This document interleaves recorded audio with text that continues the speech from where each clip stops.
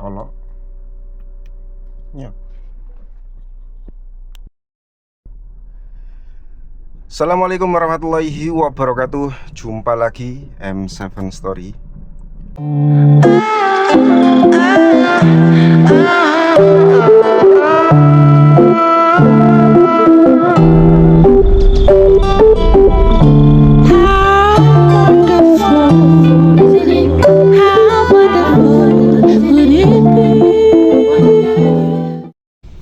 Oke, sambil perjalanan ini saya meluncur ke Kemangsen. Saya pengen bahas tentang dunia percicilan, unit apa yang terbaik untuk taksi online, dan apakah masuk kerja di dunia taksi online gitu ya. Saya bahas ini sambil perjalanan, guys. Oke. Jadi berdasarkan riset saya, analisa saya dari kurun hampir 2 tahun ini ya, di dunia taksi online itu memang kalau dilihat menguntungkan bisa, kalau nggak menguntungkan ya bisa jadi gitu loh. Tergantung sawang sinawang. Ada teman-teman yang mampu untuk bertahan di dunia taksi online 3 tahun, mencukupi keluarganya. Hanya taksi online saja itu ada beberapa lah, nggak banyak tapi beberapa. Tapi kalau yang gulung tikar itu banyak sekali, melimpah ruah turah. Bukan berarti saya mengedonkan profesi taksi online ya, enggak guys. Tapi kita bermain cerdas. Maksudnya bermain perhitungan yang matang. Dan sebetulnya ada opportunity-nya. Ini saya bocorkan buat teman-teman yang mau belajar, yang mau sharing aja. Bukan berarti saya menggurui, enggak. Ini statement hanya sebatas referensi buat teman-teman. Apakah omongan saya ini logis apa enggak secara perhitungannya juga gitu loh. Tapi ya mungkin bisa diperdebatkan juga sih. Nah, statement kali ini yang saya utarakan itu pertama tentang penghasilan taksi online, khusus di daerah Surabaya dan sekitarnya. Itu rata-rata berkisar antara 200-300 ribu bersih guys. 200-300 ribu itu kerjanya layaknya orang kerja normal, 8 jam setiap hari gitu normalnya. Tapi kalau mau maksa, mau lembur, ya hitungannya kayak orang kerja itu mau lembur enggak gitu. Itu ya saya sambil jalan aja, sebetulnya sudah ada di Warkop Kemangsen, cuma saya sambil jalan-jalan sambil ngobrol aja ya guys ya. Wih, keren. Nah, ini kalau mau lembur, dan banyak teman-teman taksi online yang bisa bertahan, itu cara mainnya itu lembur guys. Ada yang strateginya 2 hari keliling-keliling Surabaya dan sekitarnya, pokoknya long tripan dan ambil semua orderan yang masuk. Terus kalau nggak dapat orderan ya ngetem. Itu sampai 2 hari. Mungkin istirahat, kalau capek istirahat tidur 2 jam, 1 jam, bangun lagi, cari orderan lagi.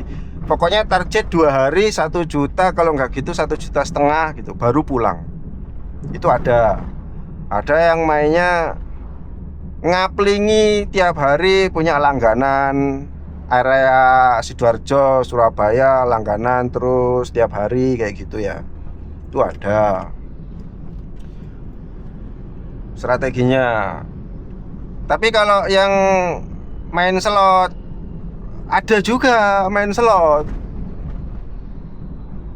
meskipun mobilnya rembes. Iya, sama aja sih. Slot juga menguntungkan guys kalau tupo ya. Nah, tuponya ini saya bocorkan lagi. Kalau mau tupo konsisten ya, itu harus main curang guys. Nggak bisa main normal.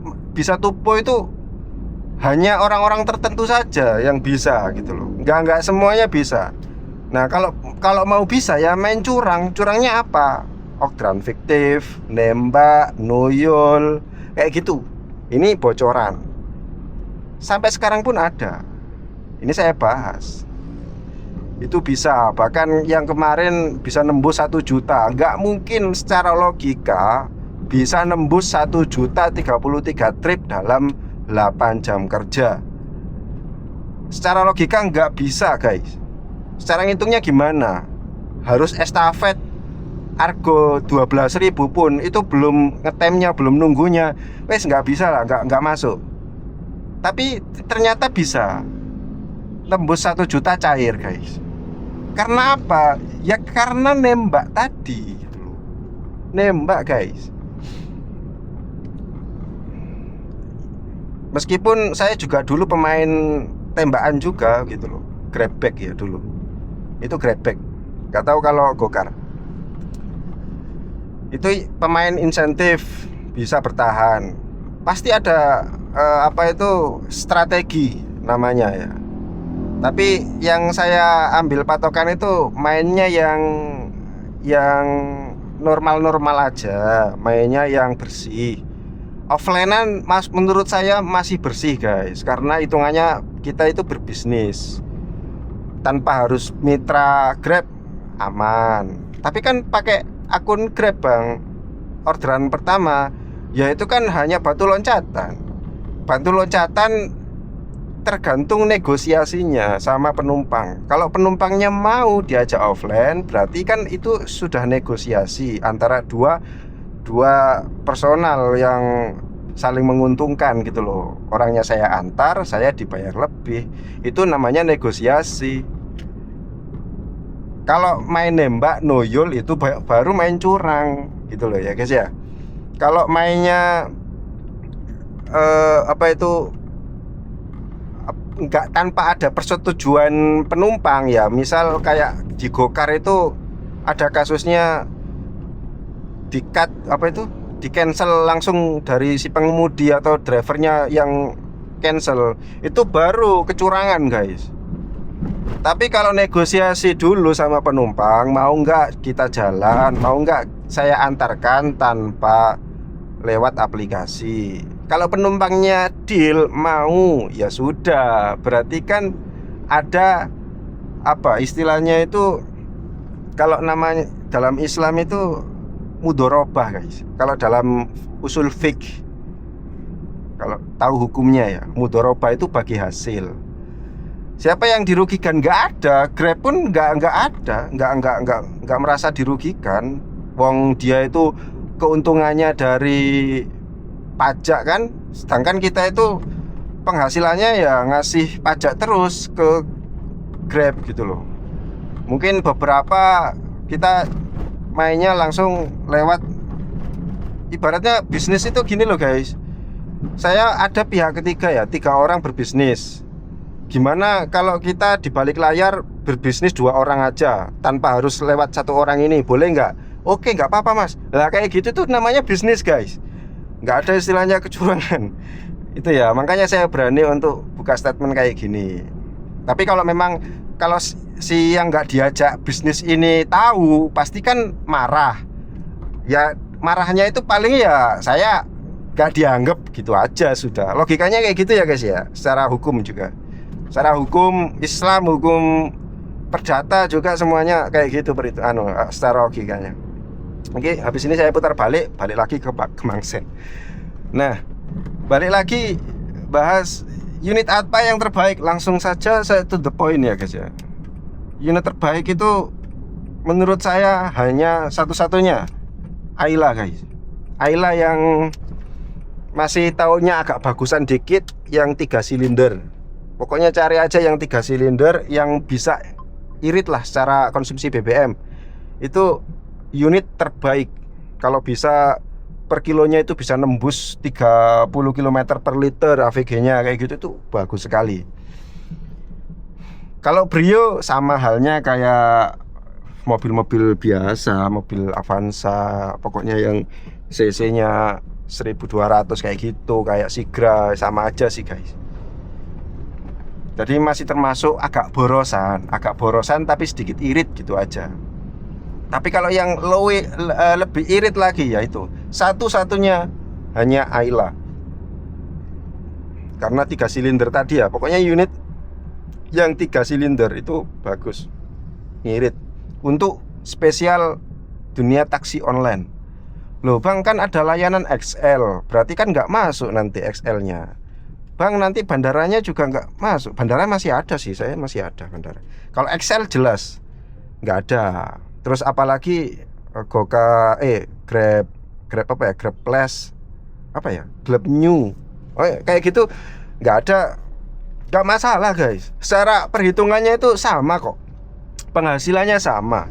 Coba dikomparasi ya kalian teman-teman yang sudah on-bid, penghasilan kalian sama teman-teman yang unitnya Sigra apa Xenia dan apa itu Avanza kayak gitu ya.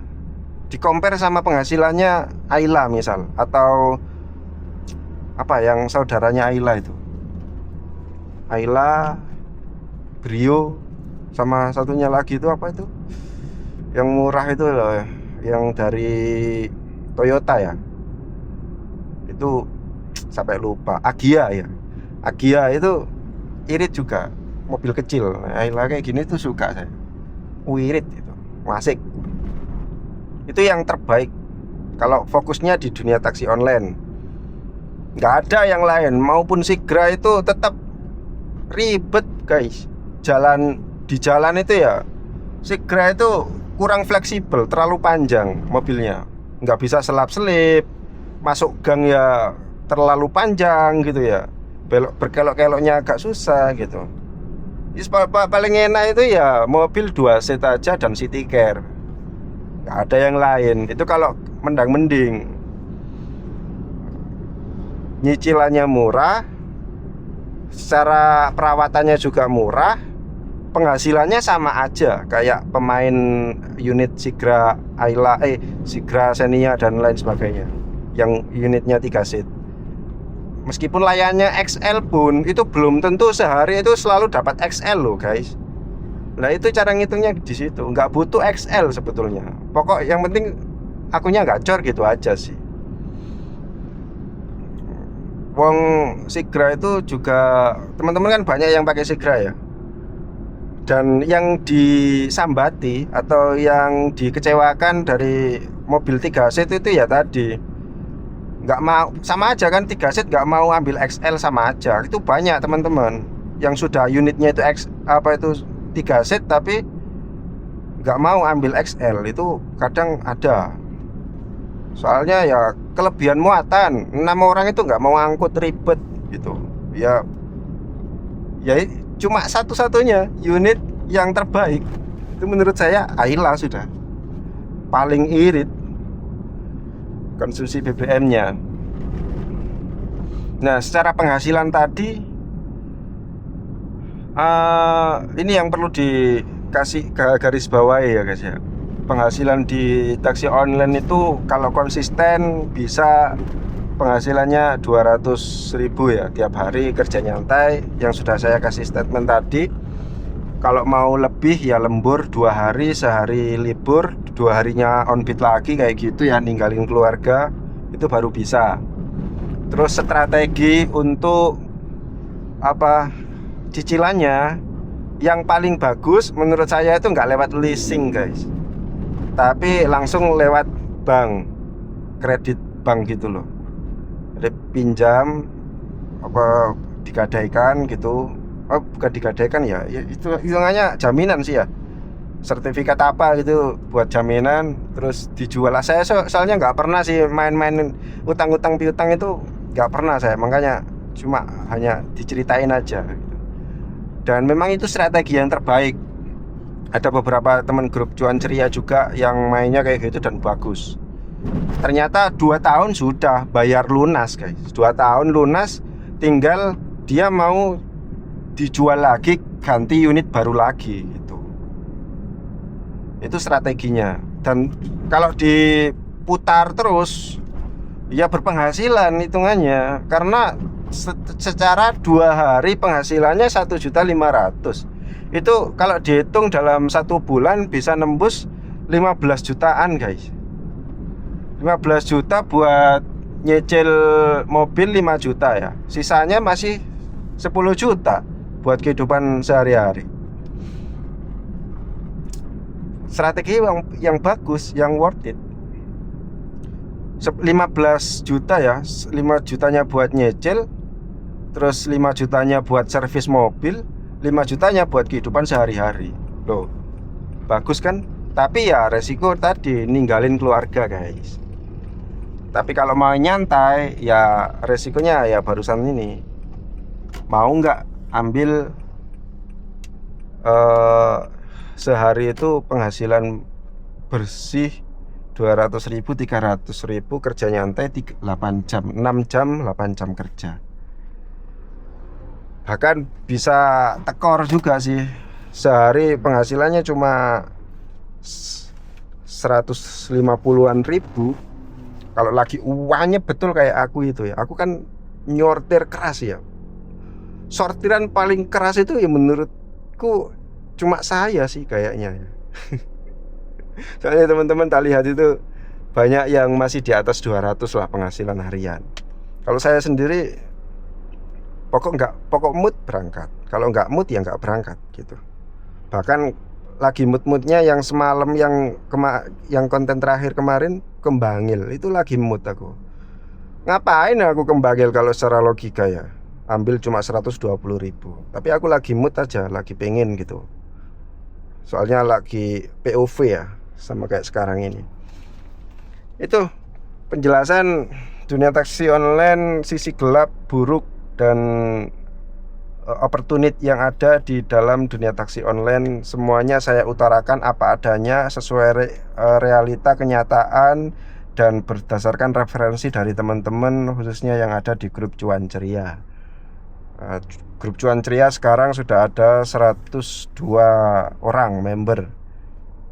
Mungkin teman-teman monggo kumpul-kumpul, saling solid lah. Solidaritasnya kita tingkatkan lagi ya. Dunia pertaksi online-nya kita solidkan tanpa adanya orang dalam. Ini yang paling penting sih. Saya bikin grup ini jangan sampai disusupi orang dalam dari pihak aplikator gitu aja. Spesial khusus hanya untuk para driver taksi online yang berjuang buat keluarga, kerja panas-panas ya, kehujanan di jalanan ya, resikonya besar. Kita saling sharing, seduluran di jalan. Karena nggak mungkin juga kalau kita butuh pertolongan di jalan, nelponnya ke keluarga. Paling cepat ya teman-teman taksi online itu sama-sama di jalan gitu, saling tolong menolong, saling kompak gitu. Makanya saya bikinkan grup Cuan Ceria. Kenapa Cuan Ceria? Biar kita cuan sekaligus ceria. Padahal taksi online itu lebih dominan mengeluh. Enggak, jangan mengeluh ya guys ya, tetap ceria. Makanya saya kita sugesti aja lah. Mengeluh itu kita ganti dengan ceria, dengan senyuman, dengan kebahagiaan gitu.